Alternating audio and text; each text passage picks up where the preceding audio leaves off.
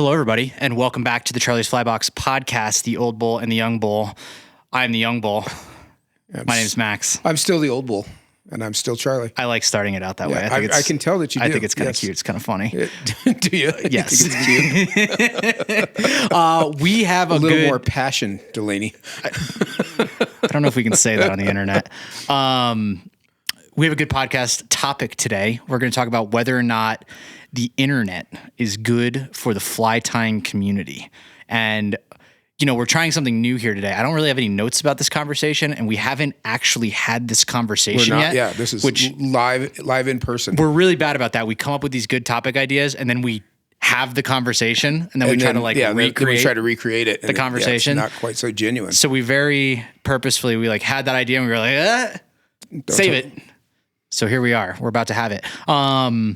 In the meantime, or just before, we're going to go through our segments here on the Old Bull and the Young Bull. Our segments. Which is plural now because we have a second segment. We do have a second segment. The first segment, which we've been doing, is New Shit in the Shop. New Shit in the Shop. And we are right on the cusp of sort of our preseason stuff arriving. Yeah, lots of new shit coming in the shop. So that it's going to get more interesting as we go. Not to say it's not interesting now. More wide-ranging, certainly. Wide-ranging, for sure. But for this, we got some whiting stuff. We got some Varner stuff. Why don't you talk us through what we have over here we got on the table? Batch of whiting stuff, which is always an exciting day here at Charlie's. Do we sell Flybox. A lot of whiting? We do sell. We sell an astonishing amount of whiting. It's kind of crazy. It is kind of crazy. I order it, and this is sort of just in general with the shop in the last few years.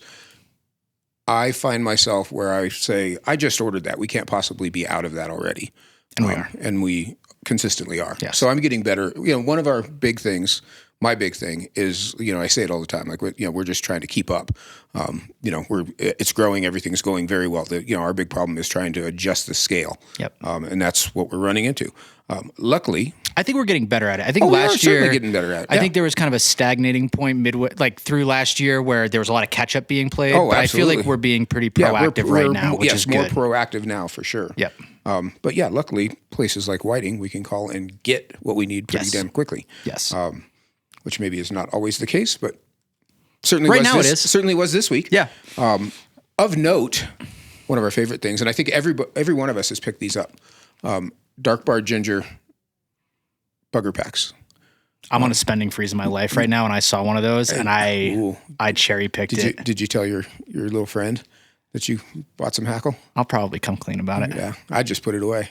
I don't say a word. It's so hard to not buy hackle. I completely agree. So Dark Bar, I'm going to get to the saddle in a minute I don't need either. That is going to end up being mine. Out of inventory. Dark Bar Ginger bugger packs. Beautiful. Absolutely fantastic. And you don't really realize what a cool thing that is when you just read it on paper. Yep. When you see it in person, that is infinitely useful for all sorts of streamery stuff. And one of the things I like about that is there's some grizzly in there, there's some furnace in there. Yep. There's some Dark Bar Ginger. Those variant things are kind of cool because you get, you know, back in the day, variant saddles that had multiple colors on them, you couldn't give them away. On a funny side note, everybody that's chasing down champagne saddles and necks, same thing. Back in the day where they were very common, nobody wanted them. Huh. You could, honest to God, you could not give them away. Nobody thought they were cool. I think those variants that we have some, we got a huge wedding drop. We cherry pick some stuff, but there's some grizzly variant saddles out there that are fantastic. I always order extras of those because they're, and that, like I said, it's even hard to put forth on the internet, you know, in words what it is. But there's, you know, they've got brown feathers, they've got grizzly feathers, they've got some dun feathers, they maybe have some badger feathers in them. And when you think from a tying perspective, like, you know, you probably don't need a whole saddle of badger, but a couple feathers would do you some good. Yep. That's where you get those. So we got a billion colors of these. Yeah, the bugger packs, we got, 15, 20 colors, something like that? Yeah, I don't even know how many it ended up being. Dark Bar Ginger, not to harp on it too much, but I was at Community Fly Tying Night last night, and I wasn't tying something with it, but I bought it, and it was just out on the thing, you know what I mean? And I showed it. Alex Hosenfeld was on my right, and Dan Meyer was on my left, and I was kind of like, oh, like, look at this cool thing, and they were both like, I don't need a bugger pack, but like, I kind of want one. Yeah. And somebody asked me, like, would you buy that to tie? And I was like, I don't know. I just had to have it. I'm going to figure something out. Something will come out of this. Yep. something sculpiny and beautiful will come out of that. Moved my whole office when I got new carpet. Yep. So I touched everything, and I found all kinds of stuff like that where I was like, I just have to have that. Yep. And I actually tied some flies with some of that stuff this week. I found a beautiful black hen cape that I've had for several years that it was untouched, brand new. So that was extra nice to tie the 2 flies that I tied. One of the greatest sources of inspiration in the fly tying world is natural materials. Good materials, absolutely. Yep. 100%. Yep. Yeah, if you sit down with speaking of, a beautiful piece of deer hair and no plan, you can come up with a plan and an excuse to use a beautiful piece of deer hair. We got a few new colors from old Josh Varner, who is down there just slaving away now that he's retired from the military. And now full-time deer hair guru. The fly tying world is not safe. It is not safe. Dark olive, yellow chartreuse. Oh, we've just got 2 different kinds of dark olive. We got mid-season and late-season dark olive. Yeah, mid-season and late. So a couple new colors, but God, we harp on this all the time, and I feel like we probably still should. You could walk up to the rack, close your eyes, pick a piece. It's all beautiful, perfect hair. It all looks like it came from the same hide. Yep. That's how consistent it is.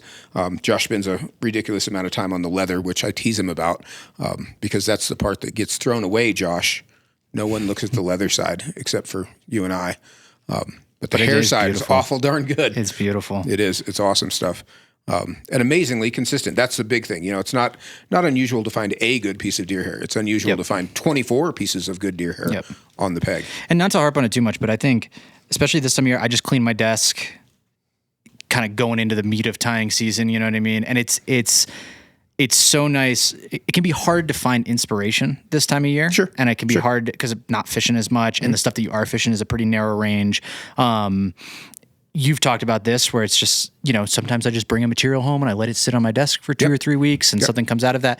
I have a crease saddle that I've barely touched, and I kind of, when I clean my desk, I just kind of put it just on leave the it desk, out. you know what I mean? And I was like, I need to do something with this. I haven't really done something with this. All of these materials fall into that where it's just, you don't even need a reason for it. You just put it on the desk and something will come out of it. You look at it day after day and something's going to happen. Nicely with some of this deer hair. I bought some silver badger yesterday. That's the one that would go along nicely with it. It was really that silver really badger is actually really nice. The tips are immaculate. Yeah, Josh sent me that scrap piece that's about the width of a deer. And I don't know, 6 or 8 inches wide. It just sits on my desk and I use it for everything. Yeah, I have a piece of natural like that from him. It's awesome, and it's cool. It's got like the gradient. You've got like X fine on one side, and then it gets to short fine, and then it goes back to X fine. Yeah, it's cool. Yeah, pick a nice hard piece out of the middle. We also got an official labeled furnace, not I think we got several of them. 4 or 5, 6, something like that. We have a bunch. A bundle of them. Furnace saddles, real natural furnace saddles.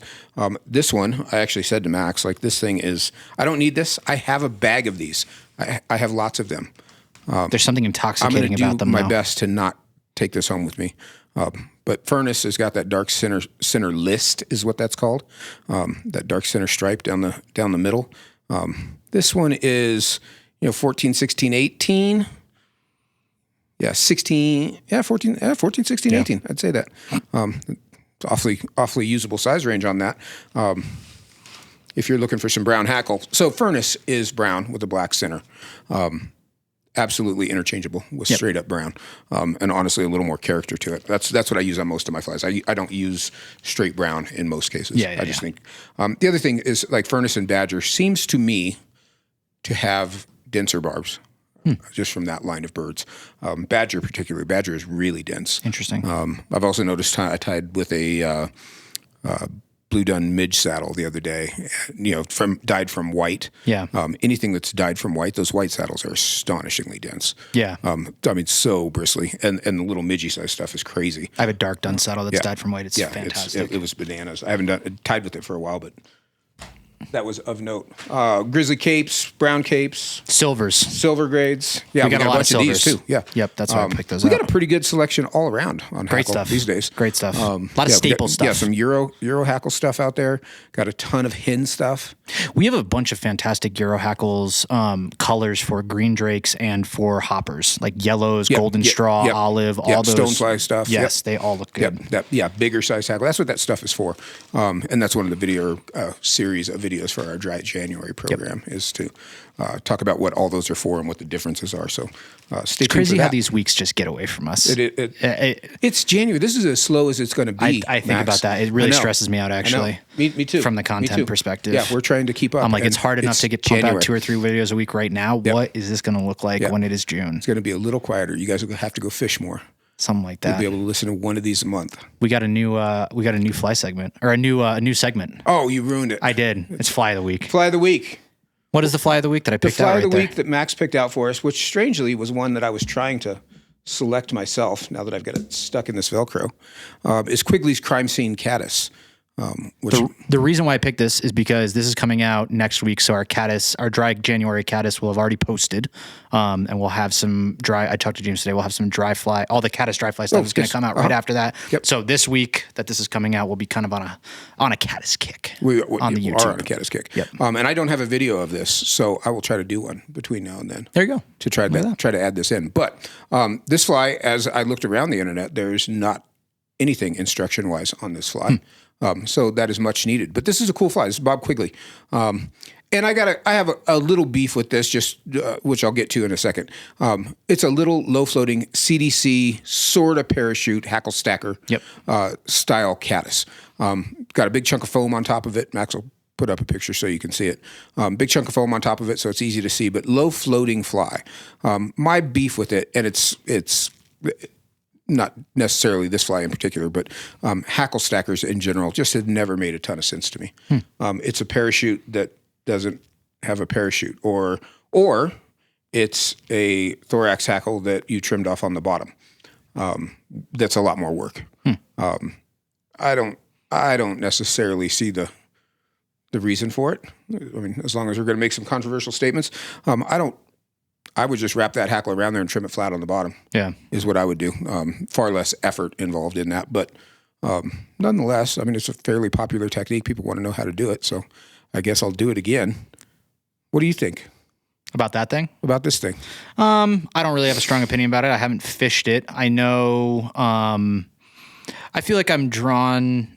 I have a respect for all commercially available flies that are distinctly different than the flies around them. Yep, unique. And you look at that cat, we have a huge caddis bin, and that one really sticks out as just a little different from all the rest of them. Well, and I know that fly would actually show up like a sore thumb, that little cube of white foam, little marshmallow on top of it. For sure. That fly definitely would stick out. It looks like it'd fish well. I mean, again, it's just total conjecture. Guarantee that fly would fish well. Yeah, I don't know. Cool design. I've never fished the hackle stackers. I've never tied them either. Yeah, Quigley cripple. Bob Quigley was a guy that, he's the guy that came up with the hackle stacker thing, but he's had a lot of cool flies. Quigley cripple. Yeah. A lot of cool flies for 100 years. So I have no doubt that this fly would be just as effective.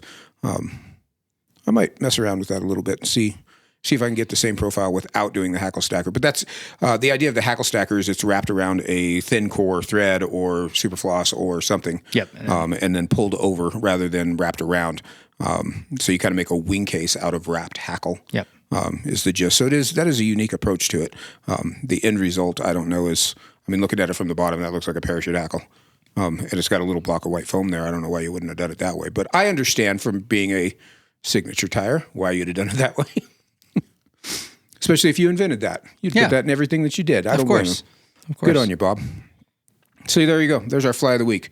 Quigley's Crime Scene Caddis. Do you know why it's called a Crime Scene Caddis? I don't.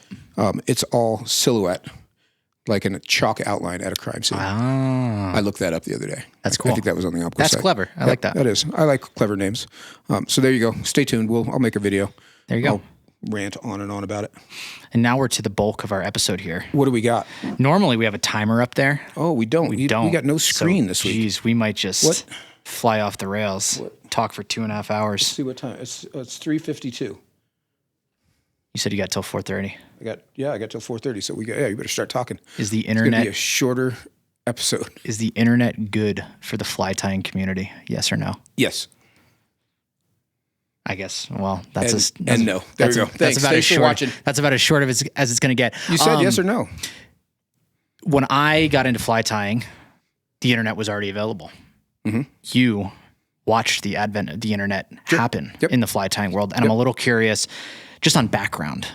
Maybe when you first started seeing fly tying content, were you part of that initial wave of making fly tying content? And how do you think it's maybe evolved over time? Not like very initial. You know, I'm not tech savvy, but you know, these days I'm pretty tech savvy compared to what I was, and you know how tech savvy I am now. So I did find like a 15-year-old video of you tying a pheasant tail on YouTube. I think the camera was here and you were like tying around it. Yeah, and the camera went. Yes. Yeah. And it was very classic. It was very classic Charlie Craven. Like, I'm going to do this faster than you've ever seen anybody tie, and it's going to be perfect. And like, it was kind of easy. Yeah. I tied lots of pheasant tails. There's a 2-minute Parachute Adams video out there, and I think it's under Ragin' Craven. I think was my YouTube name way back when. Oh my gosh! Somebody commented that on our. Somebody said I saw that in our YouTube comments. I think that was the first YouTube video I ever uploaded 1,000 years ago. Because somebody said if you want to see Charlie tie fast, look up Ragin' Craven, and I thought he was talking about the Ragin' Craven tying video. I didn't realize it was a separate. Yeah, I'll have to go. I think that. I'm sure it's still up. I never took it down, so I'm sure it's still up. Maybe I'll rip it and I'll intersperse it into this episode if I can find it. Yeah. It's shitty quality, but you get the idea. So what was it like at the beginning? Back in the beginning, there was I feel like the initial fly tying content on the internet was generally speaking very good. Because it was done by guys who were pretty techie at the time. Yep. You know, Hans Weilemann comes immediately to mind. He has the Fly Tires page, and it was just photos of flies that he collected from different tires from all around the world. So you'd have your page on his website where he'd take very good quality, you know, and good quality photos back then were a different story. Of course, yeah. You know, he took very good quality photos, very well lit, you know, just sort of an archive of fly patterns. So he took pictures of everybody's flies. So you'd have your page with, you know, your dozen or 2 dozen or 6 or whatever flies. And that's the first kind of, you know, fly tying content that I remember seeing. You know, and various people had, you know, there were websites and, Fly Anglers Online was one back in the day. Fly Fisherman used to have a bulletin board. That's actually how I ended up with the gig in Fly Fisherman magazine, is from the Fly Fisherman bulletin board way back in the day. So there was content out there, not tons of it, but I will say most of it was very good. There weren't a lot of hacks. Yeah, well, it's high effort. It was high effort. Yeah. So it had to be somebody that you know had a skill set that was not only good in fly tying, but also good in the tech part of it. Yeah. And there wasn't many of those guys. You know, there was, you know, plenty of cheap digital camera stuff. Not much for videos. You know, for the longest time, you know, I had the on the old shop page, you know, I started that at Rocky Mountain Anglers. But the fly tying tutorials, the step-by-steps, you know, of photos. Yeah. You know, I started that, gosh, 2000-ish. Jeez. You know, 2000-ish is when I started that maybe. And we had a lot of those. There were hundreds of them, you know, and those took forever. Videos are much easier to do these days. But there wasn't much. Tutorials were kind of what it was. There, you know, you didn't have the capability to do video stuff. Yeah. It seems like there's two distinct avenues to consume fly tying content on the internet, and that is YouTube and Instagram. And it seems like they're distinctly different from each other. I don't know, but I mean, you know, the long format YouTube stuff for sure. There's shorts on YouTube. I'm speaking more of the long format stuff. Yeah, the long form. You know, and this is one of the things you and I talked about, I think yesterday. You know, I'm going to go off on a little rant here. Please. There are. I have to think how to frame this. There is so much content out there, and a lot of it is very good, but even more of it is not. And that is one of the catches these days. The YouTube stuff lends itself better to, you know, from my perspective on this, is if you're not teaching, you're just talking. And if you're that is a key point. You know, if you're doing a 1 minute long fly tying video, that's probably not helping a new tyer If you already know how to tie it, you can watch a 2-minute video, a 2-minute little short, or a 90-second little short, and get the idea of how to tie the fly. Yep. I can follow along and tell what's happening. A beginning tyer cannot. So that is sort of, preaching to the choir, stroking your own ego, showing off. That's just showing off. Sure. Awesome. You tied a beautiful fly. Awesome. You didn't teach anybody anything. You just showed it off. Yep. I get it. Everybody wants to show off a little bit, but what's the value in that? What does that do? And back to all of it. If you don't, if I leave this earth at whatever time that I do, and I didn't teach anybody anything, what the fuck did you do? What'd you do the whole time? Real selfish. Show off? Yeah, it is selfish. So that's my opinion on that. Is if you're not teaching, don't bother. You just just make videos for yourself and watch them. Sit in your mom's basement and watch your own videos. And I never particularly I understand the showing. It's kind of like taking fish pics. You know what I mean? Like I understand showing off.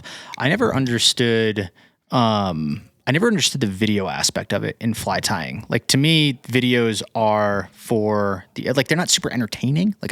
Me as somebody who ties flies, I'll look at a video now and again for a new technique type thing. Sure. I watch a ton of, I edit the videos now. So I watch a ton of those. But I was kind of thinking about it while I was editing a batch recently. I hadn't actually watched a fly tying video in a long time. I think fly tying photography makes a lot of sense. I look at a lot of still photography from people who are good tiers, where it's here's the thing that I tied. Sure. You know what I mean?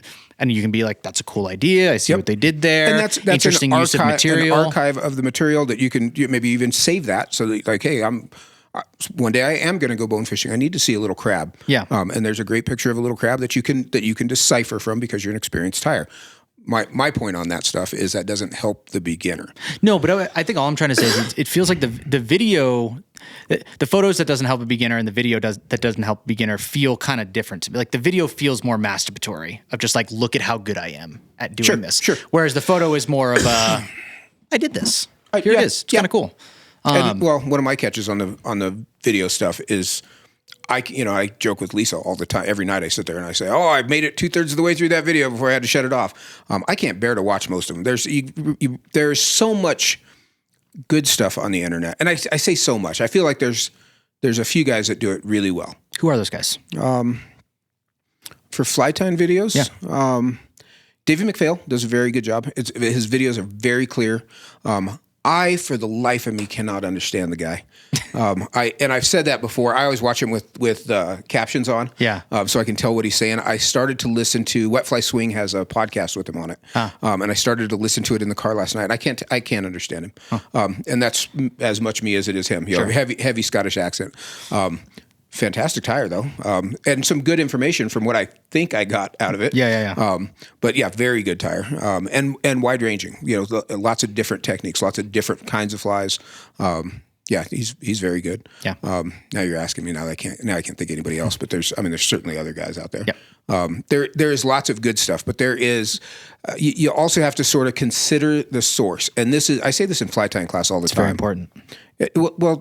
Just because it's on the internet, it's not like that is a published thing that the publisher came and said, hey, I want to make a series of videos with you, or that you had any qualifying standard other than you got a camera. Yeah. So just because there's a video of it, I tell people all the time, don't measure your fly against the fly in the bin. Don't measure your fly against the fly you necessarily see on the internet, because that does not just by nature make it correct. For sure. Or the right way to do it. There are a lot of things, I appreciate seeing people that maybe don't know the right way to do it and come up with another way. And I'm loosely terming that. It's not that it's not the right way. It's a different way of doing it. So that can sometimes be inadvertently creative. Sure. So I appreciate that part of it. But there's so many of those videos that I watch. It's like, you should have watched a video first. Yes. You should have checked out and learned how to tie that first. And if you need to watch a video to learn how to tie, maybe you shouldn't put out your own video. Right. Yes. Yeah. Something that bothers me about online video content is I am younger than you are.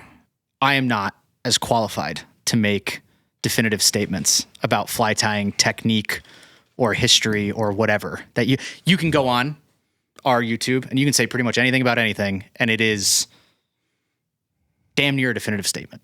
You know what I mean? You have the experience to back it up. You have the resume to back it up. You don't speak out of turn. Somebody like me, something that you really impressed upon me in the first year working here is that I don't know what I don't know. That's a problem all of us have. I still don't know what I don't know either. Yes, but you don't know a lot less than me. I don't, but I've also been, I've opened my big fat mouth a few times in my life, and you learn that lesson the hard way. We all have. We've all done that. But that's something that really bothers me about what I see online these days is, the fly tying community.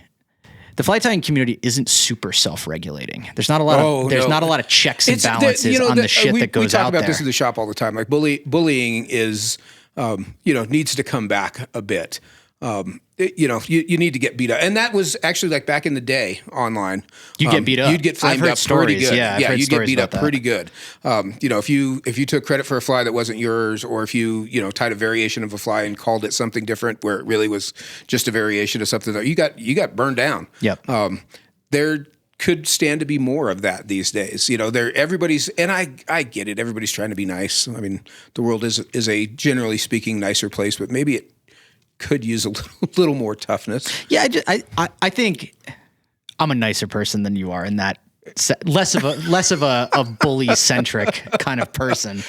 I wish people just had a bit more humility about the things that they put out there. I mean, this is a well-known influencer recently. Yep. Put up a Zertlebug. Yep. That he developed. Yep. And he used the word developed. And he had his own name for it, and maybe there's a material or two that was different, but the entire comment section was this is a Zertlebug, this is a Zertlebug, and it's almost inexcusable that you wouldn't know that.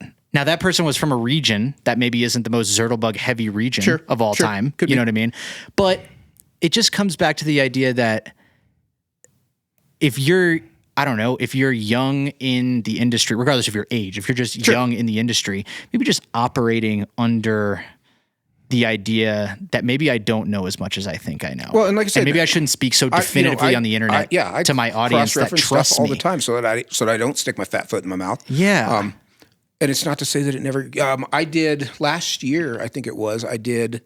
God, I can't even remember what fly it was. I did a fly and I didn't credit the originator, which generally speaking I do. Yeah. And I don't know that it even crossed my mind. What parachute emerger? We're going to leave that one alone because that's not the one I'm thinking. That's a whole different. That's a whole different thing. About, yeah, that's a whole different thing. Okay, no, this was. I'll think of it, but anyway, it's a fly that was very common. Yeah. It's everybody carries it. It's a standard issue fly these days. But I didn't credit the originator, and not on purpose. I just didn't. It's whatever it was. I want to say Zonker. It wasn't a Zonker. I know who that is, but and I got ripped on it pretty good. So we took the video down. Yeah. And I'll redo the video. Yeah. I wonder if it's still up. Anyway, I'll figure out what it is. Whatever. But my point on there is that, yes, I should have credited the originator. I should have. I should have done that.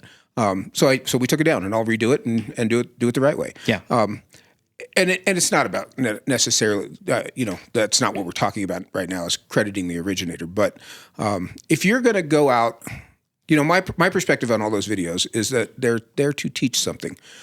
They should be, the value in them is teaching somebody how to do something. Yep. And if it's not teaching it, or if it's teaching it poorly, or if it's teaching it incorrectly, it is a disservice, not a service. One that sticks out in my head, it just came into me, and I will name this person, Flyfish Delaware on Instagram, who East Coaster, fishes a lot of stock stuff, fishes really nice gear on little private water stock trout stretches, you know what I mean? I saw one of him recently, always showing a product, you know what I mean? Sure.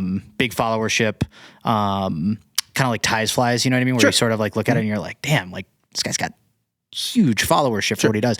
And I distinctly remember last year, he posted a video that was like, let's go catch a bug and match the hatch and like catch a fish on it. Totally standard, great, whatever. He picked a caddis off of a tree. It was like a little, like we were talking about in the caddis thing, like a little 1820 small, like little wintertimey caddis thing. And he goes, we're going to match this with a caddis dry fly, a Parachute Adams. Oh my Lord.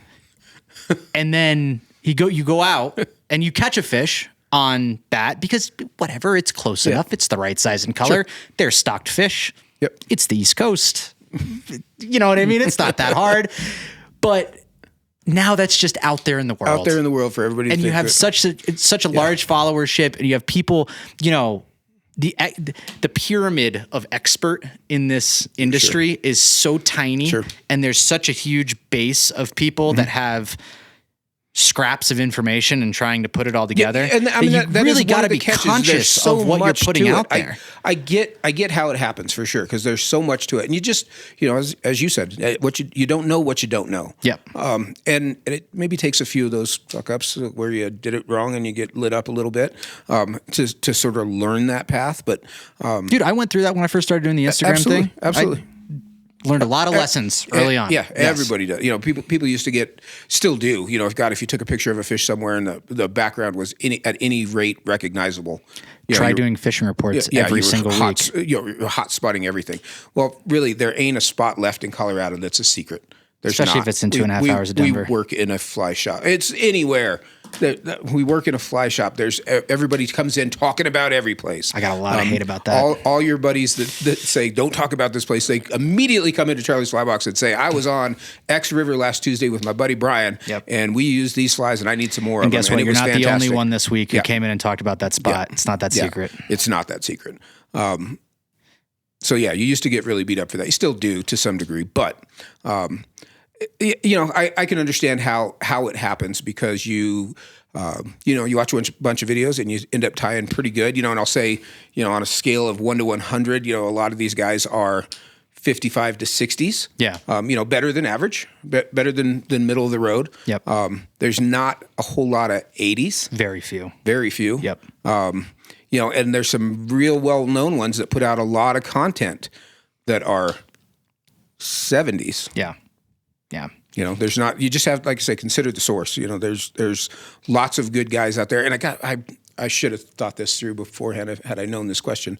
I'd have looked at my YouTube and seen what else I've been watching. Kelly's stuff is good if you have the patience to listen through it. Kelly is a very good tire. Yep. He is like your math teacher in high school that went off on tangents too often, though. Yep. From an instruction standpoint, there's a ton of great instruction. But you know, as far as pure fly tying stuff, I'll give Kelly some flowers. As somebody who learned to fly fish from YouTube, I will give Kelly some flowers in the sense that when you're us, it's annoying to listen to an 1.5 hour long video about how to tie sex dungeon. No, very good point. When you're first starting, you're eating it up. And he is such a good ambassadder for what fly fishing should be, 100%. What the ethos is, what the culture is. We had him here, and I mean, the guy's a powerhouse. Powerhouse. I mean, he literally sat and talked for 10 hours without a break. Sweat. And then he went out to dinner with us. He had us all hooting and hollering. It's not like he took a break at the dinner and was like, "Oh fuck, I can finally sit down." You know what I mean? No. Yep. Just on it. Yep. But that is something that I really do appreciate about him. That's a great point. And that maybe changes the way I look at this other stuff is, you know, maybe people are just out there trying to gather up as much information as they can so they'll watch anything. And maybe it filters down later where you start to, you know, kind of pick what seems to make sense and what works for you. Yeah. In my head, it's always about teaching though. So like that's the bar that I hold everything to is did I learn something new, or did they teach that correctly? Did they do that correctly? So if somebody watching it would be able to infer or figure out or be instructed on how to do it correctly. Well, and that's what I think sets our content apart from everything else, is because we talk about this stuff. We're pretty intentional about it. We don't really shoot from the hip with this content stuff anymore. Like, it's pretty planned out, and we at least have a good idea of what we want to do. And the education stuff is like every conversation we have about this, it's always at the forefront of what we're trying to do here. Yeah, you have, like I said, my goal in life is like if I die tomorrow and didn't teach anybody, I want something left behind that I taught. Yep. You know, there's no reason to go your whole life with a brain full of information on anything that you never shared with anyone else. Yeah, no, it's ridiculous. That's what it's for. And I mean, to that point, the thing is, you know, so many of these young guys that are there now that we're bad mouthing right now, in 10 or 15 years will be me. Yes. And you know, they'll badmouth the next young guys, but the thing is that next batch will be even fucking better. Yes. So that is my whole point is like it, you know, I'm a real good fly tyer.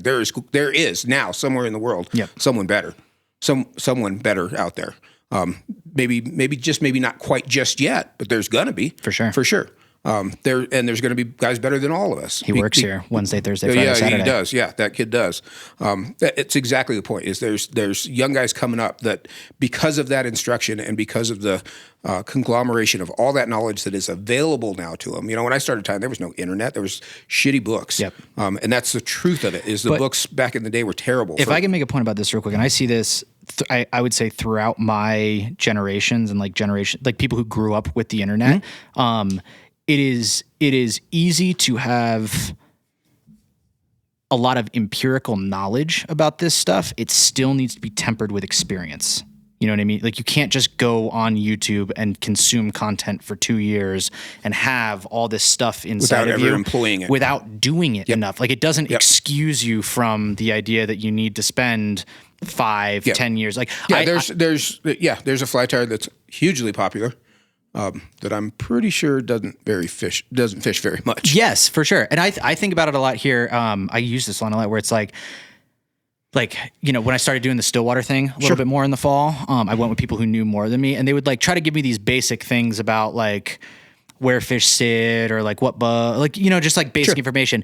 And it's always like, yeah, dude, I know that. Like I know because I've taught people how to do this, even though I don't know how to do it. You know what I mean? And it's funny to know logically, this is how I'm supposed to, like, I used to sit next to Matt Winkler and listen to him describe to people how to stillwater fish all the time. I have all the information in my head. Heard the story before. But doing it doesn't change the information, but it changes how you synthesize it and how you present it to people and all that kind of stuff. Yeah, I remember hearing about stuff and going out and doing it, and then like cooking a fish and be like, oh, well, that does work. Yeah. And you got to be cool, like you're not surprised because you know all about it. Yeah.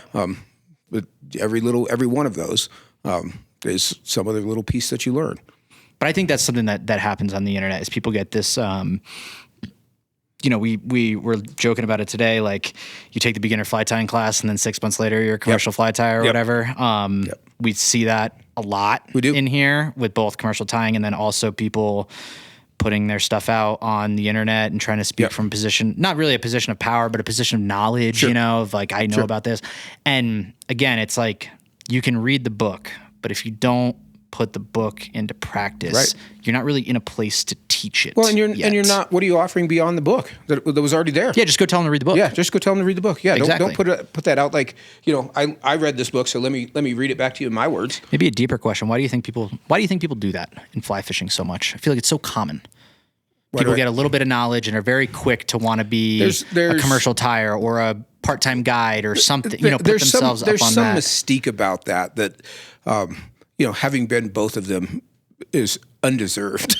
Yeah. Being a commercial tyer is not,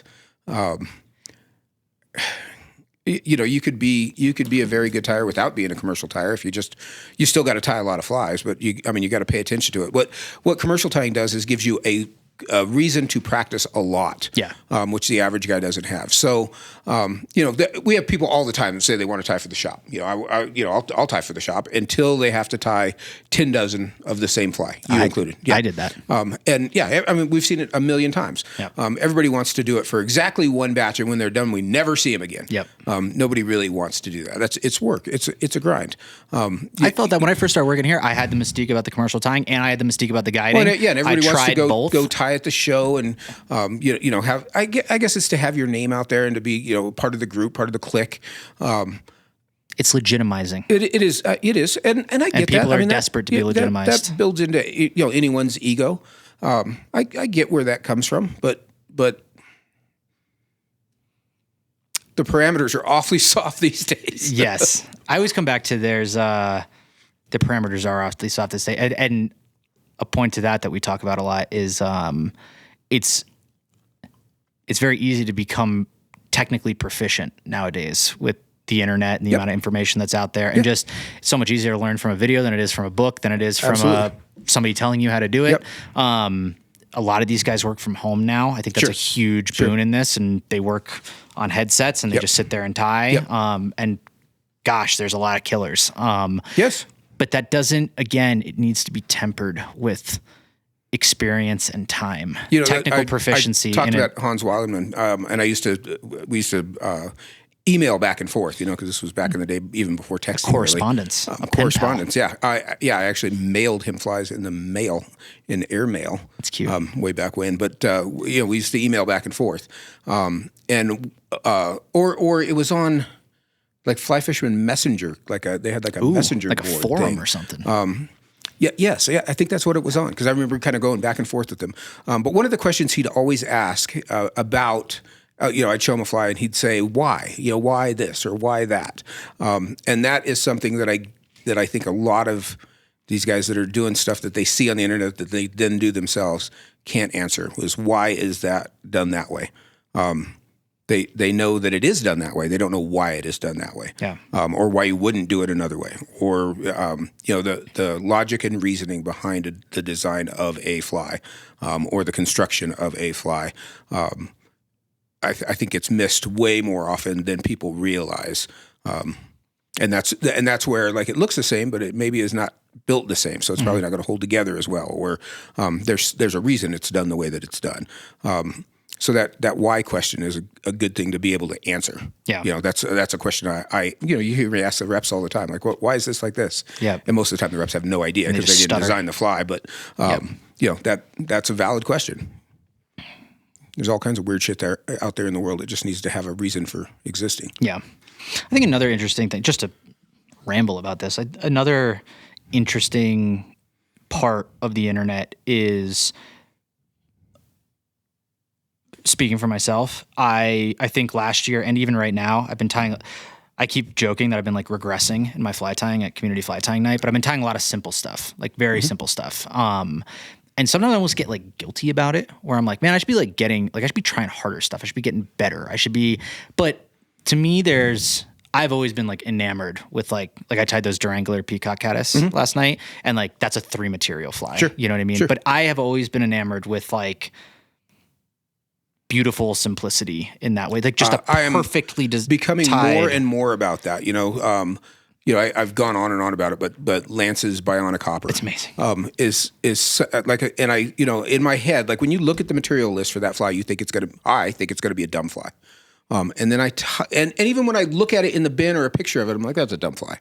But then when I tie it, I'm like, that's a really fucking good design. Yeah. Like it's perfectly pure. It's exactly what it needs to be. Yes. And nothing more, not overdone, not all the whys are answered. Yes. That flies like that clean, pure, perfect, simple fly. Yes. I just did all those midges. And to your point on tying, I just did all those videos, all pretty simple little flies, but really good practice, just keeping you sharp on all those clean little steps, Yep. Wrapping a small hackle tightly, getting a clean collar on it, getting your wing all on top. On bigger, bushier flies, there's room for slop. Yep. On little stuff, there's not much room for slop. Yep. Especially when it's blown up to 14 by 20 on a screen. Yep.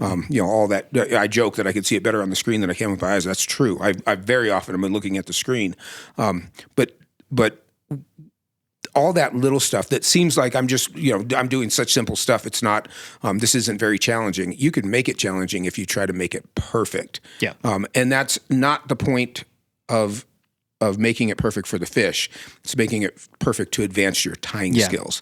And the reason why I brought it up is because it's kind of like the fish picture stuff, where it's like, sometimes I feel the pressure, not sometimes, I do feel a pressure to put up Instagram content or just kind of be producing stuff, you know what I mean? Yep.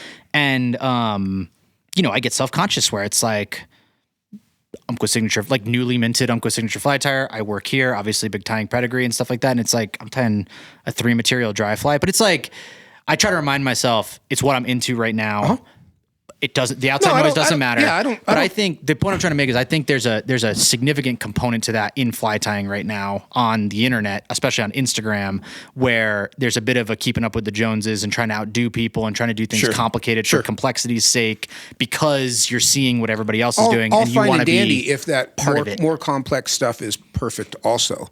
If it's not, we just talked about, becoming an expert tyer in 3 months or 1 year or whatever. Yes. Preposterous claim. And you could do that in a very narrow when probably not in 3 months, but in a very, on a style of fly kind of thing. But that's, what I always think is, a good fly tyer is very well-rounded, could do lots of stuff. Yep. So you can sharpen up your game on midges and make them beautiful. And there's some guys that do. Yep. And that might be the water that they fish is midge-centric, and that's what they fish most of the time. Yep. But what about Wrangler's Peacock Caddis? Can you tie that super clean and perfect? That's the next thing. Yeah. And those are I don't think anybody has to justify what they're tying. But just make sure you're doing it for yourself. Right. Yes. Make sure you're doing it for the right reasons, and like know your game, what your limitations are. Yes. I tied great midges. I've never tied saltwater crabs before. Yeah. And I think it's just good. I like sequentially learning. Like I've been thinking about this a lot. Like I try to view my fly tying and fly fishing as a very long-term thing. I plan to do this for a very long time. I plan to be in this industry for a very long time. And I feel like I kind of had this epiphany last year of like, I feel like I kind of got out over my skis with the fly. Like I feel like I'm technically a pretty good fly tyer. But I feel like I kind of got out over my skis where I sort of skipped some steps at the beginning. Sure. You know what I mean? I was real desperate here to get up the learning curve on a lot of stuff. And I think that's been a big driver of like getting back to the simpler things is just like, like having the caddis dry fly with Umpqua. Sure. It's like, how can I almost think it's like, how can I in good conscience have that fly and promote it and sell it? And, like I talked to you guys about it and stuff, but I imagine like I'm going to go to the Umpqua booth on Sunday, which we need to talk about your appearances. We didn't talk about that. Yeah. But like, I'm going to go to the Umpqua booth on Sunday at the fly show and I'm going to talk to people and I'll have to actually, with you guys, I mean, you guys really, it's a lot of joking around. It's a lot of getting shit on. It's a lot of bullying. That's why you've become tougher. That kind of stuff. We're going to start on that long hair. But it's like, like with that, I'll meet people that I've never met before. And I'll have to say like, why? Like you were saying before, why this caddis? Why did I do this? And how can I have that conversation if I haven't tied elk hair caddis and fished them extensively, and tied X caddis and fished them extensively, and tied Wrangler's Peacock caddis and fished them extensively, and tied Hellion caddis and fished them extensively? How can I have that conversation from a place of authority without doing all my homework beforehand? That's I've been very good point. Very hyper aware this past like year or so of just like, man, like don't forget about the foundation. Like you 100%. I like fishing 100%. Streamers. I should probably tie some woolly buggers with cone heads. I should probably tie some woolly buggers with bead heads. I should probably tie some unweighted woolly buggers. I should tie some black ones. I should probably some. That's a great point. Just, I mean, kind of coming back to the simple fish stuff. All. Every now and again, I get an order for, Jaron does mostly orders now, but I get an order for something simple. And one of my rules for taking a custom order is it has to be something compelling. And every now and again, I get roped into something that's not compelling. An order of woolly buggers is not compelling to me. But when I sit down to do them, if you do 3 dozen of them in a row, you got that fucker wired. They're all exactly the same. It's very, very efficient. They got the same wraps, same number of wraps of hackle. And it takes 3 or 4 to get to where that's to what the baseline's going to be. Yeah. Do you want 6 wraps? Do you want 7 wraps? Right. Do you want where do you want? Do you want a couple extra wraps at the front? How are you going to do that? How to clean up the head? And that is something that from commercial tying days where I could tie them for 2 days. I've tied maybe a couple hundred of them, and you fix every little detail. Whatever flies I sit down to tie, I don't put them in my box immediately. I set them on my desk and I stare at them for a couple of days. Yeah. And I look at them and I say, I don't, when they first came out of the vise, I thought they were great. Yeah. And then 2 days later, I'm like, I don't know if I like that part. And then I take steps to change that on the next ones. And my fly boxes are indicative of that. I've got lots of variations of the same fly that were like kind of early versions, mid versions, later versions, and then once you kind of get it where you got it dialed in, then you have sparser versions, heavier versions. Yep. Being able to tailor that back and forth, but that all starts with back at the beginning. Yep. And dialing it in to what it's going to be first. Yep. It's all about how do you like. To me, it's about how do you want to learn. Like to me, I just keep telling myself like, don't be in a rush. Like at the beginning, I was very much in a rush, and I really wanted to know everything, and I wanted everybody to know that I knew everything, and that I'd fished everywhere and tied everything and all that kind of stuff. And more, I keep coming back to that. Not keep coming back. I've just really started to adopt that. I want to be an expert at all of this stuff, and to do that, it takes a lot of time. It takes time with all of this stuff, and you can't skip the time. That is our our overwhelming theme for everything we've talked about. So, the fishing, casting, tying, there's no shortcuts. Not tying. There are no shortcuts. You have to do it, and there's not. You can speed yourself up and learn it all in a summer. Yep. And we can tell. And then you can spend the next 5 years learning it much better. Yes. It's like I said, it's not atypical for anybody to do that. I did this same thing. I guarantee I did the same thing when I was young. You do try to do everything, and only now at my age and perspective and time in the industry can I look back and say, like, yeah, I've seen that before. That was me. That was me 20 years ago or 30 years ago. So it's not like I don't know everything.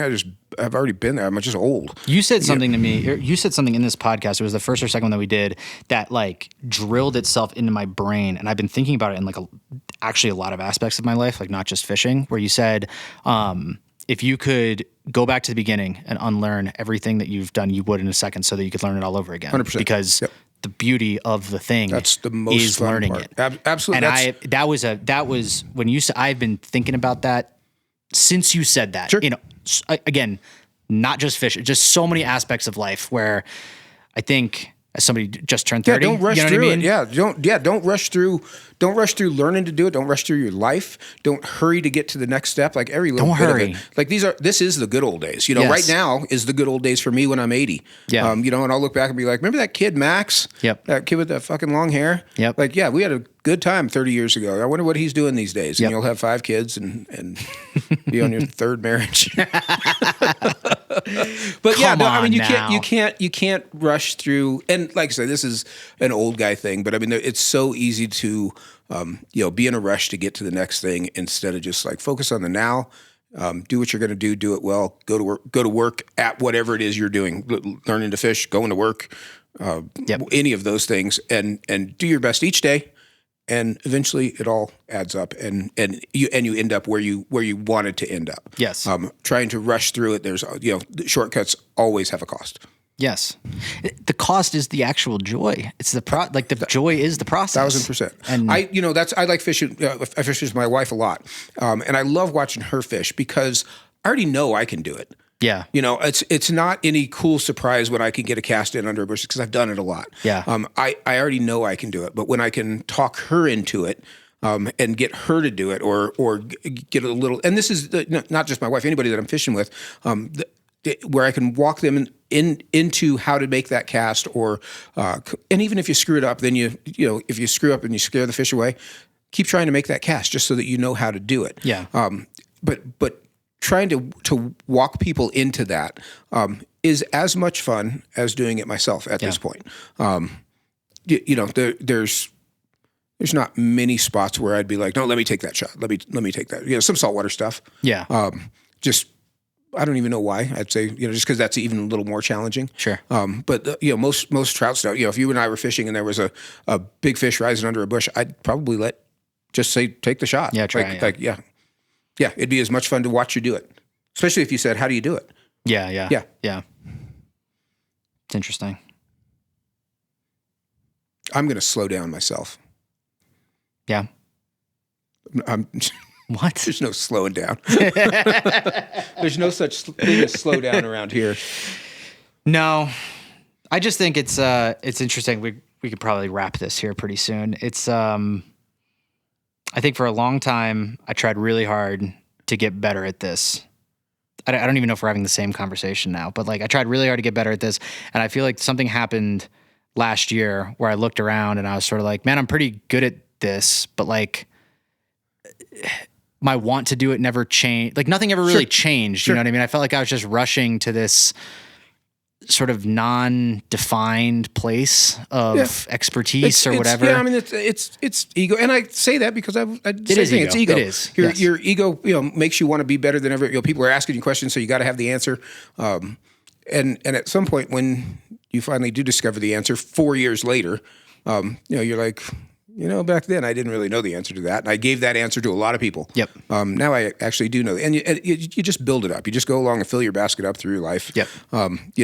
I've always said one of the hardest things you can say in any business is I don't know. especially as an expert. When somebody asks something, if you don't know, just say you don't know. Yeah. That's a darn good question, you know, and then you can kind of take steps to find that out. But yeah, don't, there's some degree of fake it till you make it. But you can only fake it so long. For sure. Before that comes to bite you in the ass somewhere. I think it comes down to intention too. I think that's what changed for me. For sure. Is like there was a period there where my intent was I just need to accrue as much experience as quickly as possible to get to a certain thing. And I feel like the intention now is much more. I'm still accruing experience. I'm still trying to get better, all that kind of stuff.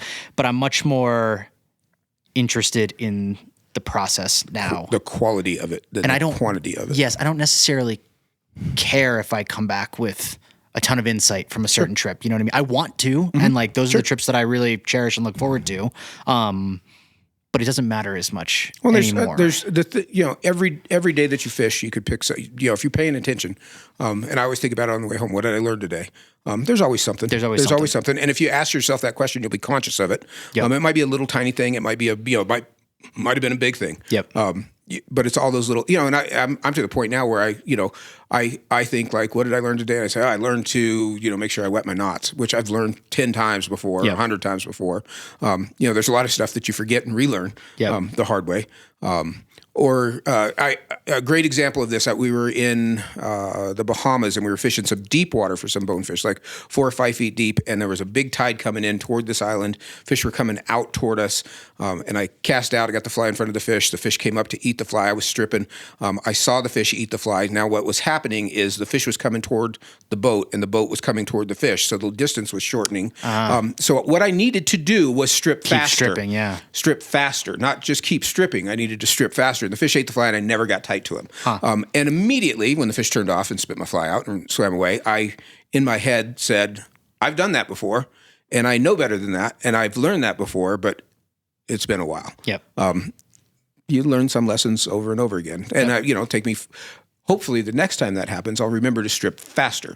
But it's little things like that you already learned that lesson. You just got to learn it again. Maybe, and a lot of them you got to learn several times before you're like, where you do it right the first time every time. That's ultimately where you want to be. But it takes more than however many years I've been doing it. Takes a long time. I think it takes your whole life, which is why we do this. Yep. It's so rare that you walk up to a scene, fully diagnose it, do the right thing the first time, and just walk away. Like, yep. That's perfect. What I told you. See it. Bye. Sometimes it happens. I mean, every once in a while it happens, and you feel like a god. You know, it's just like look around for an audience. Did you guys see that? All right, cool. We beat that one pretty good. We did. I feel good about that. I do too. I don't think I was too mean to anybody. No, you are quite civilized. I'm meaner than you. I'm going to be doing some traveling, Max. People my gosh. Charlie Craven. I'm going to do my... I know what you're going to do. Charlie Craven will be tying at the fly fishing show here in Denver. I will, yeah. Friday and Saturday. Friday and Saturday. Will you be at the Umpqua booth or will you be demo tying? I will be demo tying. I don't remember what time. I'm there on Friday. I'm looking at you. I'm not looking at my notes. I need to. I'm there on Friday, and then I'm there on Saturday. I'll be in the Umpqua booth and in the theater. Gotcha. I will be in the Umpqua booth on Sunday. On Sunday, if anybody wants to come see me. I don't know. Some 12:30. I think you can check the calendar. It's around noon for the Denver Fly Fishing Show. You will also be in Sanibel Island, Florida. I will at the Community House, the one structure they have on that island. I don't know. I've never been there. No, it's I am apparently going to do some fishing while I'm there. So hopefully, if there's any bonefish coming toward me, I'll remember. Look at that. To strip faster. That'll be 6 p.m. Thursday, February 12th. 12th. Yep. Sanibel Island, Florida. Yep. And so then if you're you'll be come see me in Independence, Missouri. Yep. Which is Kansas City adjacent. I want to say. Yes. Yeah. Saturday at the Bass Pro Shop Conservation Room. Big conservationist. At 9 a.m. I think that's 9 a.m. I think that's an all day. I told you I was going to remember some of that. Is that a coffee and donuts situation? I think it's an all day thing. I think it's an all day tie-in demo. I've actually been out there before and done this show. I've done so many I can't remember which one it is, but I can't remember which one it is. But anyway, that's where I'll be if you're in the area and want to come. We should make an Instagram about that. We should. Yeah, we should. Yeah, I told those guys I'd mention it. So we had big aspirations about all the Instagram content we were going to make this week. Yeah, No, this week's gotten a little out of hand. It always does. Yeah. Especially when we only see each other on Thursdays and Fridays. It's like condensed. You know what I mean? Yeah. It's brutal. Hard packed. It's tough. What else? Did we have anything else? I don't think we did. I'm going fishing next week. Are you? With Jason. Next, or Sunday? Monday. Yep. Oh, Monday. Yeah, yeah. I'm very excited. It's going to be a good time. I haven't touched a trout in a long time. Won't be cold out at all. It's gonna be great. Yeah. I can't wait. I know where you're going to. I know. Yeah. I know. I love that. I love after a month or two of being inside, because I have been inside now for a month or two, to just get out there and get some wind on your face and just feel something. The dogs got away this morning, and I drove around through my neighborhood for an hour with all the windows down in the truck, trying to listen for them. Yeah. And it was at 7 a.m. and 18 degrees with the frost in the air, and it actually, for a while, it was nice. It was nice to have little sunshine on your face, and then it was just fucking cold. So. Yep. I'm already looking forward to that hot shower on Monday evening. You are. I took a very long hot shower this morning when I got back. I was frozen to death. It's the best. Yep. All right. That's it. What's your guess for how long this has gone? I think like right at 1 hour is what my guess is. 1 hour and 1 minute. Haha, sucker. Say it in the mic. 1 hour and 1 minute, Max just said. So my guess, I have an uncanny ability to tell exactly how long these videos are. It is uncanny. He's very rarely more than a minute or a minute and a half off. I don't understand how he does it. I don't either. I don't have any idea. One of Charlie Craven's many eccentric talents. Yeah, it's like a Jack Reacher thing. Shut up. You ever read Jack Reacher books? Jack Reacher was a book before it was a TV show. Yeah, no, I haven't. Yeah, you should. Jack Reacher just decides what time he's going to wake up and goes to sleep and wakes up at that time. That's awesome. Yeah. I wish I could do that. Yeah, he also makes videos and knows exactly how long they are. It's one of my little talents. There you go. Old Bull, Young Bull. Charlie's Flybox Podcast, charliesflybox.com. Episode 5? 5, I think. 5, yeah. We will get guests on here soon. We're working on it. We're working on it. We're working on it. Thanks for watching. You guys take care.